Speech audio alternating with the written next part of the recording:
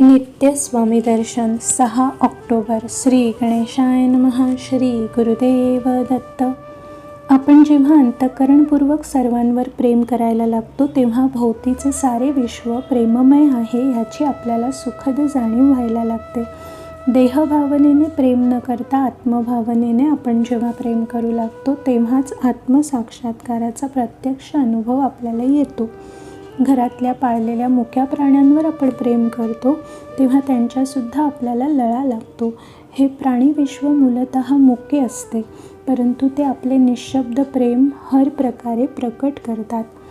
तो अनुभव आपण प्रत्यक्षात अनुभवतो. आपण जेव्हा स्वामी समर्थांवर निस्सीम प्रेम करतो तेव्हा स्वामी आपल्यावर प्रेमाचा प्रचंड वर्षाव करतात. हा स्वामींच्या प्रेमाचा अनुभव त्या मुक्या प्राण्यांप्रमाणे प्रकट करता येत नाही. स्वामींच्या अखंड नामस्मरणाची ती अव्यक्त फलश्रुती असते. आपण स्वामी समर्थांचा हात आपल्या हातात घेतला की स्वामींची सोबत आपल्याला आपोआप मिळते.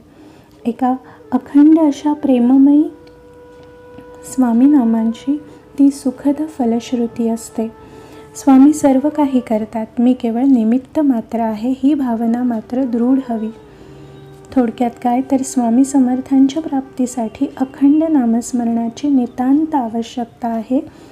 ह्या स्वामीनामात विलक्षण गोडवा हवा. स्वामींविषयी आपल्याला मनात अतूट प्रेम हवे, तरच स्वामी सहवास प्रत्यक्ष लाभतो. तुम्हाला मी आणखीन एक सांगतो की स्वामींना शरण गेल्याशिवाय स्वामी आपले आहेत ही भावना दृढ होत नाही. माझ्या प्राणप्रिय स्वामी भक्तांनो, स्वामींचे स्वरूप जाणून घेऊन आपण अखंड नामात राहायला पाहिजे. त्याला ह्या भक्तिराज्यात खरोखरच पर्याय नाही. आपल्या मानवी देहाचे सार्थक या अखंड नामस्मरणात आहे.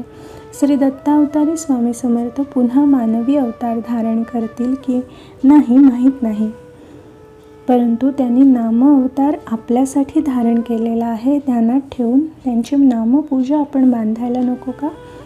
त्यासाठी स्वामीनाम आपल्या सर्वांगात झंकारून उठले पाहिजे. स्वामीनामाचा घोष आपल्या हृदयाच्या गाभाऱ्यात घुमायला हवा.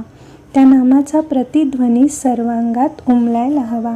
तरच स्वामी आपल्यापाशी नाम माध्यमातून आले आहेत ह्याचा साक्षात्कार घडेल. श्री गुरुदेव दत्त.